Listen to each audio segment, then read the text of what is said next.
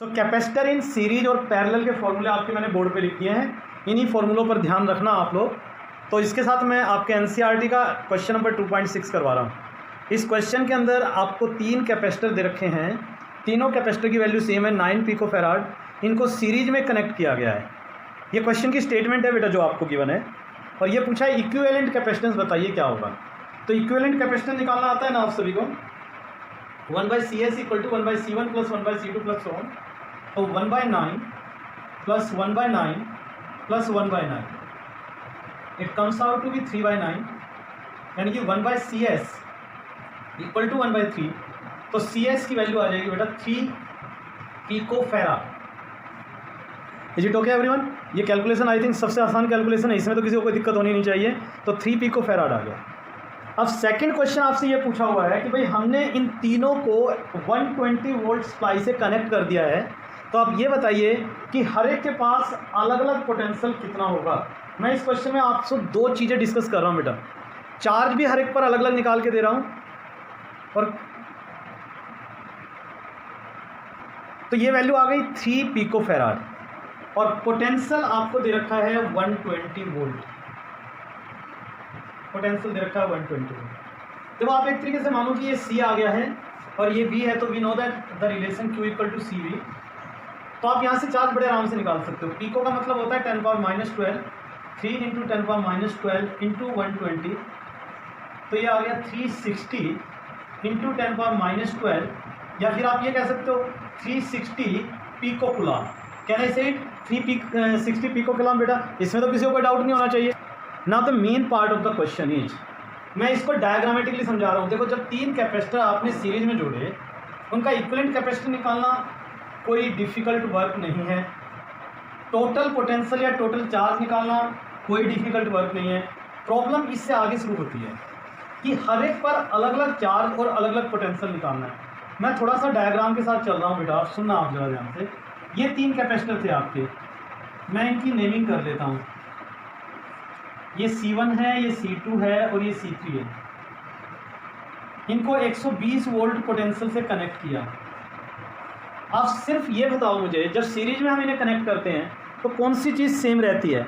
I think सबको answer clear है। क्या सेम रहेगा बोलो? चार्ज सेम रहेगा। क्या सेम रहेगा?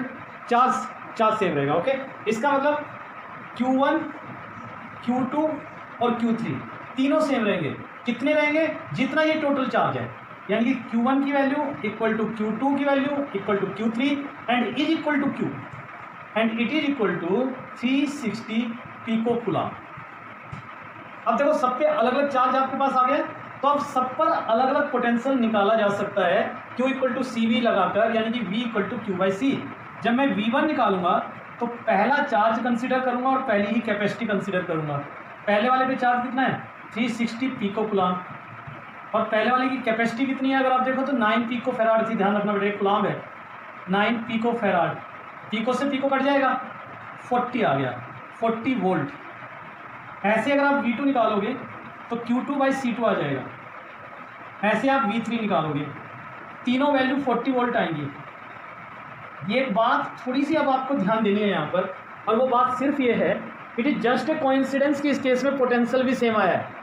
वो कारण ये रहा कि Q1 तो सेम था ही, और C1, C2, C3 की वैल्यू सेम थी, इसलिए V1, V2, V3 आ गया है। अब अपने दिमाग में आप ये मत सेट करके चला क्या सर यहाँ तो V1, V2, V3 भी सेम आ रहा है, तो इसका मतलब सीरीज में पोटेंशियल भी हमेशा सेम लेना है। नहीं, it is just a part of calculation only. So अब मैं जो डिस्कस कर रहा हूँ बेटा, उससे जस्ट बाद वाला क्वेश्चन है, क्वेश्चन नंबर 2.7। क्वेश्चन 2.7।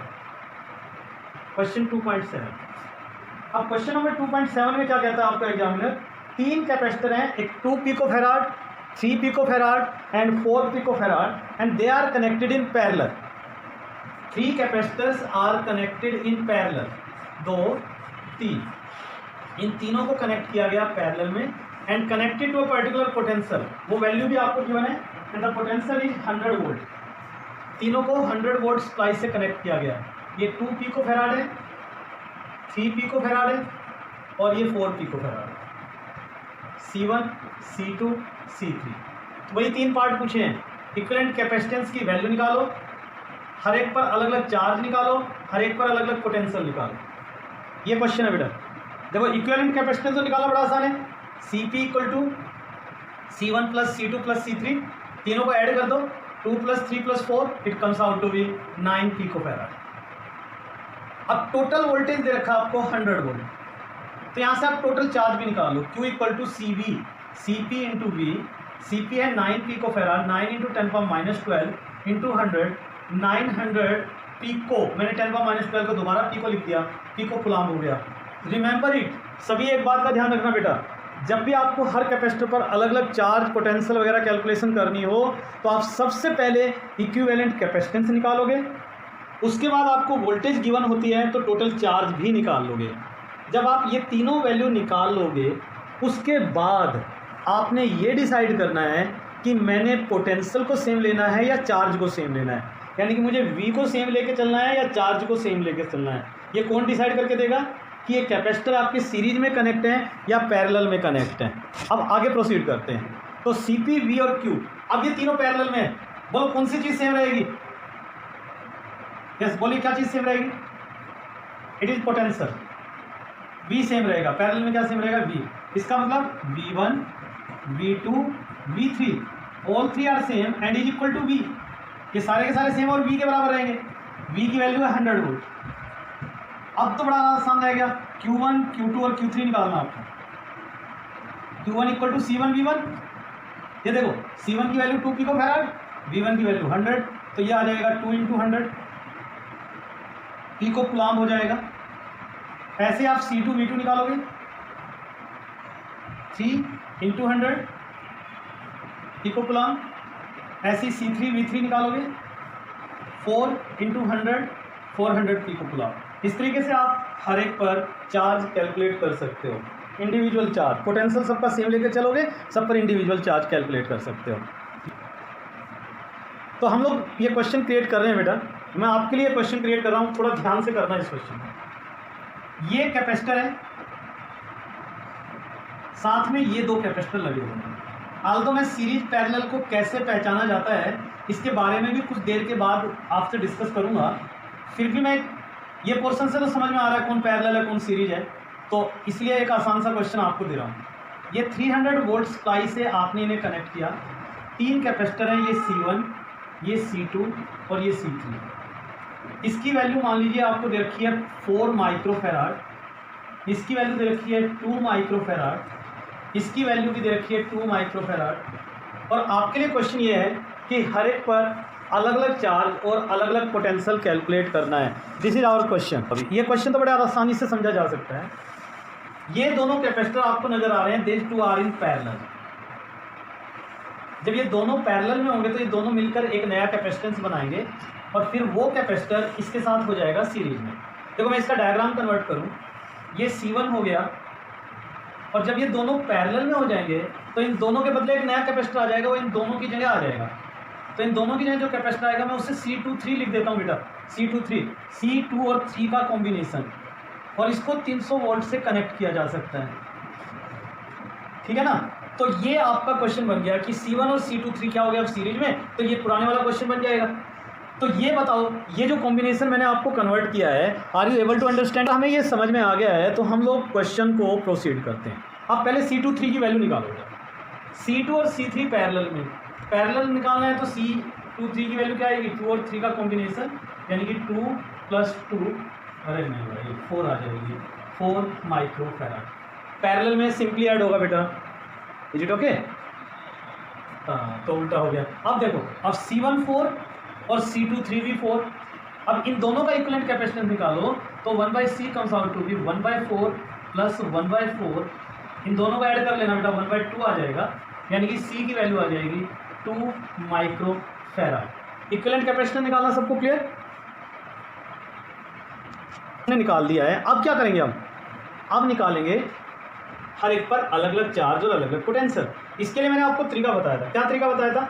कि आप पहले, आपको V दे रखा है 300 वोल्ट, इस पर Q निकाल लो, तो Q = CV हो गया। इन दोनों को मल्टीप्लाई करो CV, तो ये देखो 600 माइक्रोकुलाम, ये C की वैल्यू आ गई। आई थिंक यहाँ तक तो बेटा किसी को कोई प्रॉब्लम नहीं होनी चाहिए। Anybody have any problem? You can ask me. So let's proceed now. अब क्वेश्चन यहाँ से थोड़ा ध्यान से सोचिए, आप इस वाले पोर्शन को भूल जाओ थोड़ी देर के। आप सोचो मैंने आपको ये क्वेश्चन दे रखा है, ये दो कैपेसिटर सीरीज में, तो बताओ इन दोनों पे कौन सी चीज़ सेम होगी बेटा? तो सीरीज में होता है चार्ज सेम, तो इसका मतलब इन दोनों पे चार्ज की वैल्यू सेम होगी, मीन्स Q1 और Q23 सेम होगा। देखो इसका नाम C23 है, इसलिए मैंने इसके चार्ज को C23 Q23 बोल दिया है, और ये चार्ज Q के बराबर होगा, और Q की वैल्यू है 600 माइक्रोकूलम। आई थिंक आपको ये बात समझ में आ गई होगी। इस वाले कैपेसिटर पे चार्ज है और इस वाले कैपेसिटर जो चार्ज है, ये दोनों वैल्यू बराबर होंगी, और ये इसके बराबर होंगी जो चार्ज यहाँ टोटल के पास है। अब Q1 Q23 Q के बराबर हो गया। अब यहाँ से आप V1 निकाल सकते हो, Q equal to CV, V equal to Q/C, तो Q1/C1 निकल आएगा। Q1 तो हो गया आपका 600 माइक्रोकूलम, और C1 की वैल्यू देखो तब 4 माइक्रोफेराड है, तो 4 तो 150 वोल्ट आ जाएगा। माइक्रो से माइक्रो ऊपर नीचे कैंसिल हो जाएगा। ऐसे ही V23 आ गया, Q23 अपॉन C23। Q23 की वैल्यू तो वही 600 है, और C23 की वैल्यू 2 माइक्रोफेराड है, तो this value comes out to be 300 volt. यहाँ तक बेटा बताइए कोई क्वेश्चन है क्या किसी का जो पूछना चाहता है? यस बेटा, यू आर एब्सोल्युटली राइट। बेटा एक मिस्टेक हो गया, सभी स्टूडेंट देखिए, C23 की वैल्यू 2 नहीं है 4 है, इट इज़ 4। अगर ये 4 है तो ये वैल्यू 150 आ जाएगी। आप बेटा बिल्कुल ठीक कह रहे हो, बाय मिस्टेक ये गलती मेरे से होगी, आप सभी से करेक्ट कर लीजिएगा। Now listen it carefully. अब क्वेश्चन थोड़ा सा कॉम्प्लिकेटेड आपके लिए हो जाएगा। आपने देखो इस वाले कैपेसिटर पे तो चार्ज और पोटेंशियल निकाल दिया, C23 पर निकाल दिया, लेकिन मुझे तो C2 पर अलग और C3 पर अलग निकालना है। अब जरा सोचो, C1 तो हमारा हो गया, अब आप C23 को अलग से सोचो। आप देखो ये दोनों पैरेलल में कनेक्ट हैं, ये C2 और ये C3, और इसके अक्रॉस जो वोल्टेज है वो कितनी काम कर रही है? C23 के अक्रॉस वोल्टेज कितनी काम कर रही है? देखो बेटा, यू कैन चेक इट, 150। तो यहाँ अब ये मानो कि ये C2 और C3 150 वोल्ट कैपेसिटेंस से जुड़े हुए हैं, ठीक है ना, 150, और इन दोनों के चार्ज कितना है? Q23। इसका मतलब देखो आपको तीनों चीज़ें तो पता है, C23 पता है कितना 4, Q23 भी पता है आपको 600 माइक्रोकूलम, ये 4 माइक्रोफेराड है, और V23 भी पता है 150। अब मुझे ये बताओ, ये चीज़ में तो किसी को कोई डाउट नहीं है ना? अब यहाँ से आगे समझो बेटा, बात यहाँ से आगे समझने की क्या है। देखो जैसे यहाँ मुझे इक्विवेलेंट कैपेसिटेंस C, V और Q चाहिए था, वैसे यहाँ इन दोनों का इक्विवेलेंट कैपेसिटेंस C, Q और V आ चुका। तो अब ये क्वेश्चन वही पुराने वाला क्वेश्चन ही हो गया कि दो कैपेसिटर पैरेलल में जुड़े हुए हैं, उनको 150 वोल्ट से आपने कनेक्ट कर दिया, उस पर टोटल चार्ज निकालो वो आपने निकाल लिया, उसका इक्विवेलेंट कैपेसिटर निकालो वो निकाल लिया, टोटल वोल्टेज तो आपको पता ही है। तो अब बताओ पैरेलल में क्या चीज़ सेम होगी? तो पैरेलल में क्या चीज़ सेम होगी? वोल्टेज। तो इसका मतलब V2 और V3 सेम हो जाएगा, कितना? 150 वोल्ट। आप इसे भूल जाओ, ये भूल जाओ, ये है ही नहीं कोई क्वेश्चन आपके लिए। अब ये क्वेश्चन दे दिया मैंने, वही पिछले वाला क्वेश्चन, दो कैपेसिटर पैरेलल में जुड़े हुए हैं 150 वोल्ट से, तो पैरेलल में कौन सी चीज़ सेम होती है? वोल्टेज। तो दोनों पे वोल्टेज V2 और V3 सेम हो गया 150। अब आप यहाँ से बड़े आराम से Q2 और Q3 की वैल्यू निकाल सकते हो। Q2 हो जाएगा Q इक्वल टू, हाँ जो भी आता है बेटा देख लीजिएगा, Q2 V2, और ऐसे ये Q3 equal to C3 V3। C2 देखो, C2 की वैल्यू ये रही, V2 की वैल्यू ये रही, ऐसे ही आप लोग C3 और V3 निकाल देना। 2 माइक्रोफेराड इंटू 150 300 आ जाएगा, 2 इंटू वही 150, यहाँ भी 300 आ जाएगा। तो इस तरीके से आप ये क्वेश्चन कर सकते हो।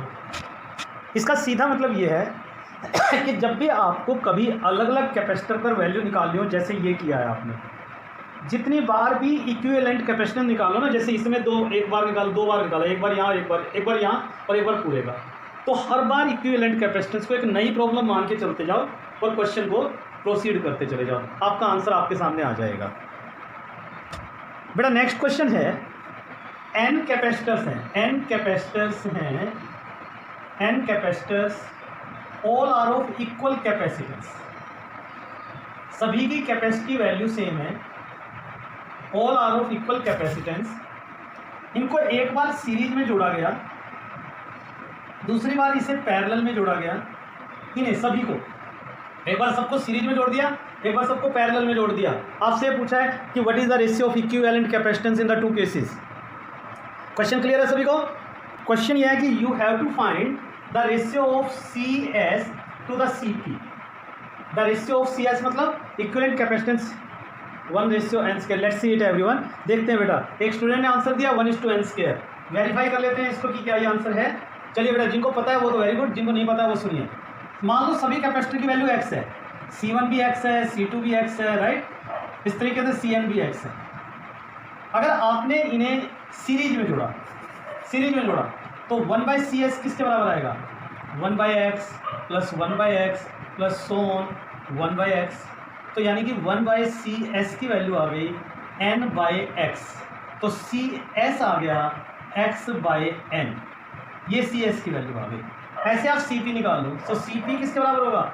C1 plus C2 plus C3 so on, तो x plus x plus x plus so on x, तो ये वैल्यू आ जाएगी बेटा nx। ये Cp की वैल्यू आ गई। दोनों की रेशियो निकालनी है, Cs/Cp। Cs की वैल्यू है x/n और Cp की वैल्यू है n × x। x से x कैंसिल हुआ 1/n²। This is the answer for you, जो अभी आप लोग डिस्कस कर रहे थे। एक बार आप एक चीज़ जरूर ध्यान दे लेना, यहाँ पे जरूरी नहीं है एग्जाम में Cs/Cp ही पूछे, Cp/Cs भी पूछ सकता है, तो फिर रेशियो n²:1 आ जाएगी। आई होप आपको ये बात। तो capacitors in series and parallel, बेटा ये हमने कहा था जब कैपेसिटर सीरीज में जुड़ते हैं तो फॉर्मूला आपको सबको पता है क्या होता है? 1/Cs equal to 1/C1 plus 1/C2 plus so 1/Ca। ऐसे ही पैरेलल वाला भी आपको पता है, C parallel C1 plus C2 plus C3। ये सारे फॉर्मूले आप सबको पता है बेटा, बार बार मैं बोर्ड पर नहीं लिख रहा हूँ। अब मैं आपको जो बात बता रहा हूँ, लिसन इट केयरफुली। अब जो बात मैं बता रहा हूँ आपको, वो सीरीज और पैरेलल की पहचान का एक तरीका और भी है। One of the way to check the series and parallel, ये बात देखिए, फिर उससे रिलेटेड कुछ क्वेश्चंस करवा रहा हूँ आपको। देखो, ये कैपेसिटर्स हैं, ये कैपेसिटर नंबर 1, ये कैपेसिटर नंबर 2, ये कैपेसिटर नंबर 3। आई थिंक आप सबको क्लियर है कि ये तीनों कैपेसिटर सीरीज में है। अब जरा इन तीनों कैपेसिटर की सीरीज की पहचान समझिए बेटा। एक और पहचान, ये बहुत बढ़िया कॉन्सेप्ट है जो मैं आपको बता रहा हूँ। ये कैपेसिटर का पॉजिटिव प्लेट, ये नेगेटिव, जो इधर पॉजिटिव आता है वो इधर ट्रांसफर हो जाता है, ये नेगेटिव, यहाँ से पॉजिटिव आता है इधर ट्रांसफर हो जाता है, ये नेगेटिव। आप सभी को पता है ये अरेंजमेंट होता है हमारा सीरीज। पहचान देखिए, जब एक कैपेसिटर का नेगेटिव प्लेट नेक्स्ट कैपेसिटर के पॉजिटिव प्लेट से कनेक्ट होता है, अगले का नेगेटिव उससे नेक्स्ट वाले के पॉजिटिव से कनेक्ट होता है, तो इस केस को सीरीज कहते हैं। When the positive plate of a capacitor connected with the negative of other, then arrangement is said to be series. Series में क्या होता है? एक की नेगेटिव प्लेट दूसरे की पॉजिटिव से कनेक्ट होती है, ये सीरीज होता है। ओके, सीरीज की पहचान करना। और पैरेलल में क्या होता है? देखो, पैरेलल में ये कैपेसिटर पहला है, ये कैपेसिटर दूसरा है, ये कैपेसिटर तीसरा है, ये तीन कैपेसिटर हैं आपके पास। And I am saying that कि all three are connected in parallel. तो पैरेलल में क्या होता है? सभी कैपेसिटर के पॉजिटिव प्लेट आपस में कनेक्ट होते हैं और सभी के नेगेटिव प्लेट आपस में कनेक्ट होते हैं। When the positive plate of each capacitor is connected with each other and negative plate are connected with each other, then arrangement is said to be parallel. तो पैरेलल अरेंजमेंट की पहचान और series arrangement की पहचान मैंने आपके board पर दिखाई है। सीरीज में क्या होगा? एक कैपेसिटर का पॉजिटिव नेक्स्ट वाले। सो बेटा मैं दोबारा बोल रहा हूँ, अब इस कॉन्सेप्ट से रिलेटेड कुछ क्वेश्चंस आपको करवा रहा हूँ, जिसमें आपको इक्विवेलेंट कैपेसिटेंस निकालना है और साथ ही साथ आपको ये भी देखना है, वहाँ ये भी पहचान करनी है कि कैपेसिटर सीरीज में जुड़े हुए हैं, कैपेसिटर पैरेलल में जुड़े हुए हैं या कैसे जुड़े हुए हैं। तो क्वेश्चन देखिए बेटा, मैं आपके स्क्रीन पर बनाता हूँ। ये दो प्लेट हैं, इन दोनों प्लेट के बीच का गैप है स्मॉल d और प्लेट एरिया ए मान रहे हैं बेटा हम यहाँ पर। प्लेट एरिया इज ए अब मैंने क्या किया, देखो मैंने ये किया कि इन दोनों प्लेट के बीच में ना दो अलग अलग मीडियम डाल दिए, दो अलग अलग डाइलेक्ट्रिक डाल दिए। इधर मैंने एक मीडियम डाल दिया जिसका डाइलेक्ट्रिक कांस्टेंट है K1, और इधर दूसरा मीडियम डाल दिया जिसका डाइलेक्ट्रिक कांस्टेंट है K2। और ये मीडियम देखो बीच में ये कुछ नहीं है, ये तो जस्ट मैंने एक इमेजिनरी बाउंड्री दिखाई है भाई। और ये इस तरीके से डाइलेक्ट्रिक डाले गए कि इसने एरिया को आधा आधा डिवाइड कर दिया, कम ज़्यादा भी हो सकता है, वो तो जैसे एग्जामिनर आपको कहेगा आप उसके अकॉर्डिंग इसे लेकर चलोगे। सो आवर क्वेश्चन इज कि what is the equivalent capacitance of this combination. इस कॉम्बिनेशन का आपको इक्विवेलेंट कैपेसिटेंस निकालना है। सो सी इट केयरफुली एवरीवन। देखो एक कैपेसिटर होता है, अगर इसके बीच में एयर मीडियम हो तो कैपेसिटी का फॉर्मूला होता है C=ε0A/d। और अगर पूरा का पूरा मीडियम डाइलेक्ट्रिक डाल दिया जाए तो कैपेसिटी का फॉर्मूला होता है K=ε0A/d। ये फॉर्मूला आपको पता है बेटा। Capacity of a capacitor without any medium, capacity of a capacitor with a dielectric medium, ये फॉर्मूले आपको पता है। अब इन्हीं फॉर्मूलों को यूज करके ये क्वेश्चन करना है। मुझे ये बताओ, ये चीज़ में तो कोई डाउट नहीं है ना आप सभी को? यहाँ तक तो ये फॉर्मूले तो सभी को आते हैं। Let's start the question now. अब क्वेश्चन को स्टार्ट करते हैं। देखो सबसे पहले क्वेश्चन ये है, ये बताओ यहाँ कितने, मतलब हमें सबसे पहले ये पता लगाना है कि यहाँ कितने कैपेसिटर काम कर रहे हैं। सो आंसर सुनिए सभी, जितने डिफरेंट मीडियम यहाँ हैं उतने कैपेसिटर यहाँ काम कर रहे हैं। जितने डिफरेंट मीडियम, अगर मान लो इसमें एक मीडियम एयर होता है एक डाइलेक्ट्रिक होता है, तब भी आप उसे दो मीडियम मानते, एक एयर और दूसरा डाइलेक्ट्रिक। तो सपोज करो, यहाँ सपोज क्या करना है, वो तो क्वेश्चन में क्यों है, यहाँ दो डाइलेक्ट्रिक दे रखे हैं, इसका मतलब यहाँ दो कैपेसिटर, एक ये इधर वाला और एक ये दूसरा इधर वाला। तो इस पहले वाले कैपेसिटर की कैपेसिटी क्या होगी देखना जरा। C1 = विद मीडियम का फॉर्मूला लगाओ K1ε0, एरिया हो गया इस वाले हिस्से का A/2, और प्लेट जो सेपरेशन है वो तो अब भी D ही है d। तो बेटा C1 की वैल्यू आ गई K1ε0A/2d, ये C1 आ गया। ऐसे अगर मैं आपको कहूँ C2 कितना होगा तो K1 की जगह तो K2 आ गया, ε0 वही, एरिया उतना ही है A/2 और D भी वही है, तो C2 की वैल्यू आ जाएगी K2ε0A/2d। Okay, now we have to check are these capacitors in series और पैरेलल। अब हमें ये चेक करना है कि ये कैपेसिटर सीरीज में है या पैरेलल में। देखो इसकी पहचान करना बहुत आसान है, ध्यान से देखना बेटा। यहाँ दो प्लेट है ना, एक ये और एक ये। एक प्लेट को आप अपनी मर्जी से पॉजिटिव मान लो, दूसरी प्लेट हो जाएगी नेगेटिव। एक को पॉजिटिव मान लो, दूसरी क्या होगी नेगेटिव। अब देखो यहाँ दो कैपेसिटर हैं, मैं ये एक इमेजिनरी बाउंड्री ड्रॉ कर रहा हूँ। यहाँ दो कैपेसिटर हैं, पहला कैपेसिटर ये वाला है जिसकी ये दो प्लेट है, दूसरा कैपेसिटर ये वाला है इसकी ये दोनों प्लेट है। अब जरा सोचो, ये पहले कैपेसिटर की पॉजिटिव प्लेट है, ये पहले कैपेसिटर की पॉजिटिव प्लेट है और ये दूसरे कैपेसिटर की पॉजिटिव प्लेट है।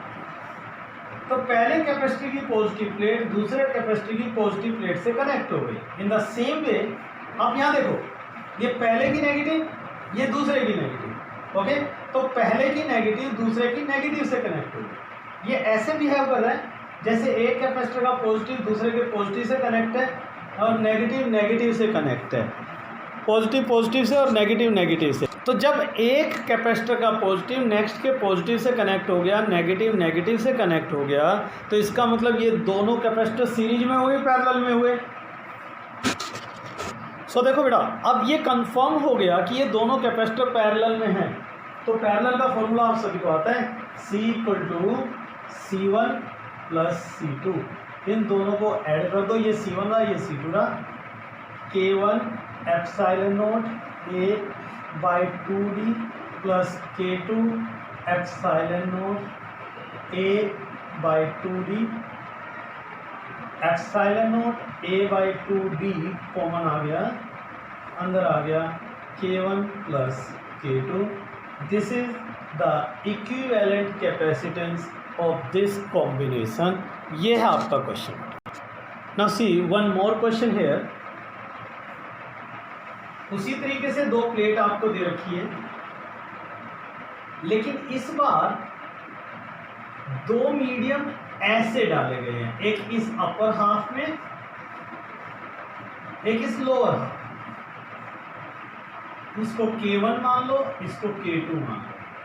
इस तरीके से डाले गए कि ये आधे सेपरेशन में ये मीडियम काम कर रहा है और आधे सेपरेशन में ये मीडियम काम कर रहा है। वही प्लेट एरिया तो वही A है।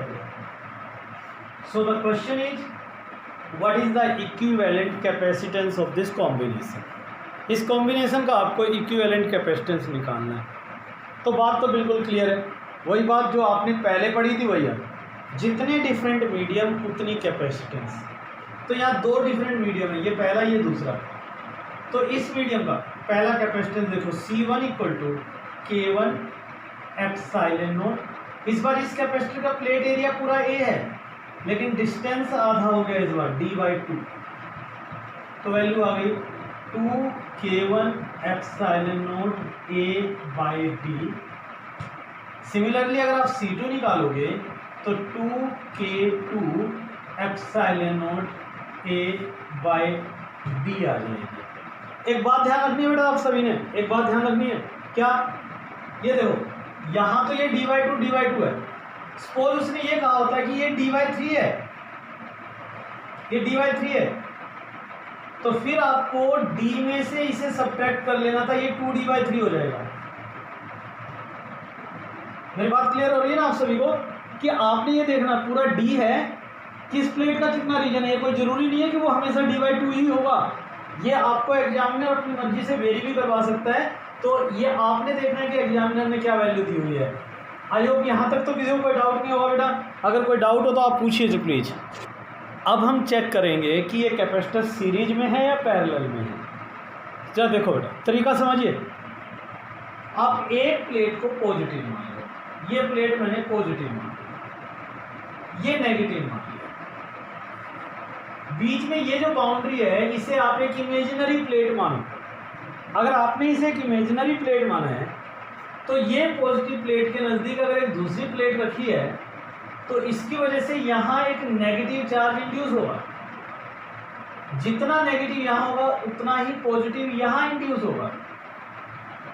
ऐसे ही अगर इधर से सोचो तो यहाँ नेगेटिव है तो यहाँ पॉजिटिव इंड्यूस होगा, यहाँ नेगेटिव इंड्यूस होगा। इसका मतलब आपके इस रिजल्ट को ये वेरीफाई कर रहा है। इतनी बात क्लियर? मैं दोबारा बोल रहा हूँ। देखो आप इन दोनों में से किसी एक को पॉजिटिव मान लो, दूसरे को नेगेटिव मान लो। अगर ये प्लेट पॉजिटिव है, बीच वाली इस बाउंड्री को एक इमेजिनरी प्लेट मानते हुए सोचो तो ये पॉजिटिव इसके नज़दीक वाले हिस्से पे नेगेटिव चार्ज इंड्यूस करेगा और दूर वाले हिस्से पे पॉजिटिव चार्ज इंड्यूस करेगा। यहाँ तक कोई डाउट? ये हुआ बेटा यहाँ पर कि जो बीच वाली बाउंड्री है उसके नियरर पर नेगेटिव और यहाँ पॉजिटिव हो गया। अब सोचो, थ्योरी समझो। ये पहला कैपेसिटर है, ये दूसरा कैपेसिटर। ये जो बाउंड्री है बीच में, इसे आप एक इमेजिनरी प्लेट सोचो तो ये जो प्लेट है ये ऊपर वाले कैपेसिटर के लिए तो नेगेटिव प्लेट की तरह काम कर रही है और नीचे वाले कैपेसिटर के लिए पॉजिटिव प्लेट की तरह काम कर रही है। तो ये कुछ ऐसे बिहेव कर रही है कि ऊपर कैपेसिटर की नेगेटिव प्लेट नीचे वाले की पॉजिटिव प्लेट से कनेक्ट है, ऊपर की नेगेटिव नीचे वाले के पॉजिटिव से कनेक्ट है। बोलिए, ये बात आप सबको बिल्कुल क्लियर हो रहा है बेटा? अब देखो, तो ये ऐसे बिहेव कर रहा है जैसे अपर कैपेसिटर का, पहले कैपेसिटर का नेगेटिव नेक्स्ट वाले के पॉजिटिव से कनेक्ट हो रहा है। और जब एक कैपेसिटर का नेगेटिव प्लेट नेक्स्ट वाले के पॉजिटिव से कनेक्ट होता है तो कॉम्बिनेशन कहलाता है सीरीज। इट मीन्स ये दोनों कैपेसिटर सीरीज में कनेक्ट होंगे, ऐसे बिहेव करेंगे। तो 1/C equal to 1/C1 plus 1/C2। तो 1/C इक्वल टू इनका रेसिप्रोकल देखो, D ऊपर चला जाएगा, D/2K1 epsilon not A plus D/2K2 epsilon not A d/2 ε0 a, दोनों में कॉमन आ गया 1/k1 plus 1/k2, k1 k2 LCM आ गया, सो d/2 ε0 a, k1 k2 LCM आ गया, तो ये हो गया k2 प्लस k1, ये 1/c की वैल्यू हो गई। अब जब c निकालना है तो इसका रेसिप्रोकल कर दो, तो it comes out to be 2 ε0 a k1 k2, नीचे ये d आ गया और यहाँ पर k1 प्लस k2 आ गया। तो ये आपका आंसर आ गया equivalent capacitance of this combination. अब एक बात सुनिए बेटा, हाँ थोड़ा सा क्रैम कर सकते हो आप, अगर आप चाहो तो इस पूरे कॉन्सेप्ट को थोड़ा सा क्रैम कर सकते हो। क्रैमिंग क्या है? जब डिस्टेंस डिवाइडेड होता हुआ नजर आए तो अरेंजमेंट कुछ ऐसे बिहेव करेगा जैसे सीरीज है, और जब एरिया डिवाइड होता हुआ नजर आए तो सिस्टम ऐसे बिहेव करेगा जैसे पैरेलल है। ये तो आप क्रैमिंग कर सकते हो। One more question for you, बस मैं हिंट दूंगा, ये क्वेश्चन आपने अपने आप करना है। ये दो प्लेट है, अब मैंने यहाँ पे कुछ ऐसे किया,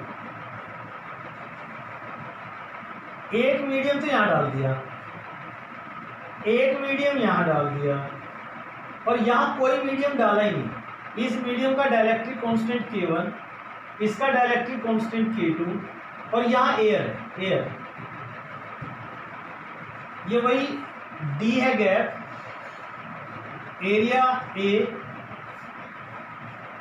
और मैं ये कहूँ कि इस वक्त ये जो वैल्यू है ये a/3 है, तो ये कितनी हो जाएगी? अगर ये a/3 है तो ये कितनी हो जाएगी? a माइनस a/3 यानी कि 2a/3 होगी। अब बताओ यहाँ कितने कैपेसिटर काम करेंगे? बोलो बेटा कितने कैपेसिटर? 3 कैपेसिटर काम करेंगे, क्योंकि 3 मीडियम है, ये पहला मीडियम, ये दूसरा मीडियम, ये तीसरा मीडियम। इसकी कैपेसिटी C1 की क्या हो जाएगी? K1 ε0 a/3 और D सेपरेशन हो गया, ये तो C1 हो गया। C2 देखो, ये C2 हो गया, K2 ε0, एरिया हो गया बेटा इसका 2a/3, और ये D में आधा आधा ही मान लेता हूँ, ये भी D/2 है और ये भी D/2 है, तो अपॉन D/2। इस मैथ को आप सोल्व कर लेना, मैं आपकी जिम्मेवारी पे छोड़ रहा हूँ। ये C3 हो जाएगा, ये C3 हो गया, इसमें एयर है तो इसमें K तो आएगा नहीं, ε0, एरिया हो गया 2a/3, और नीचे वही D/2, नीचे वही D/2। मैथ आपकी जिम्मेवारी पर रहेगा बेटा, मैथ आपकी जिम्मेवारी पर रहेगा। C1 C2 C3 आ गया। अब चेक करो इसमें सीरीज कौन है, पैरेलल कौन है?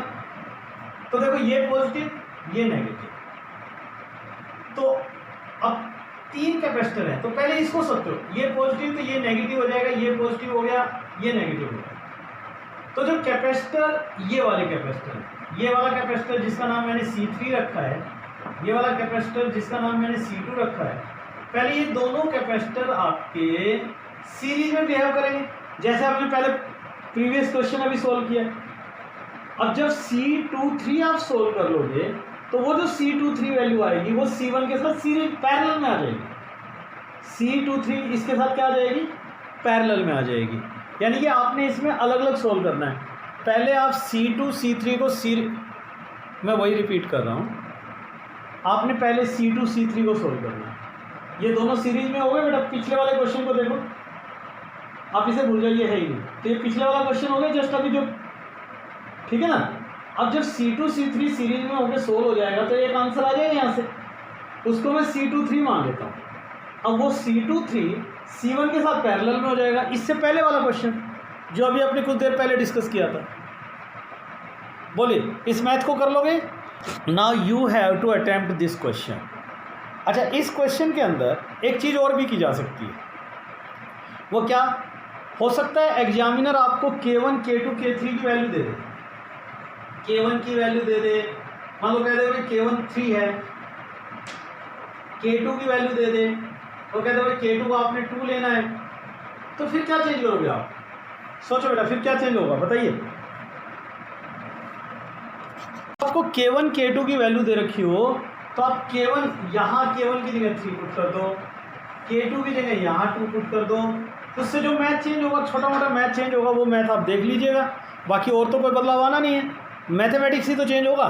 सो दिस इज ओनली, मतलब ये है कि भाई कैलकुलेशन थोड़ी सी चेंज हो जाएंगी जो आपने करना है अब। So this is our next question.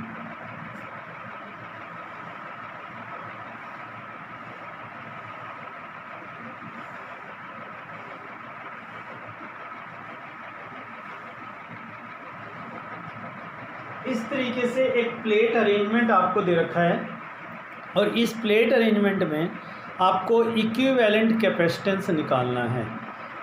यहाँ 4 प्लेट मानो दे रखी हैं, हर एक प्लेट का एरिया सेम है और इनके बीच में जो गैप है वो भी सेम है।